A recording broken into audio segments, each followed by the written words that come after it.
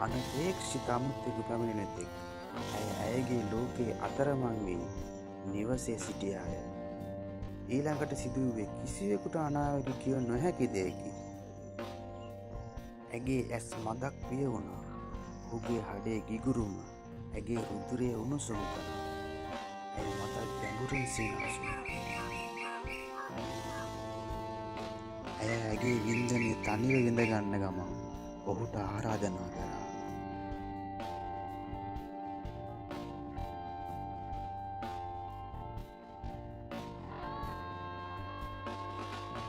ඇය ඒ රසබර අත්දැකීම විඳගන්න නොවිසිල්ලෙන් බලාගෙන සිටියා.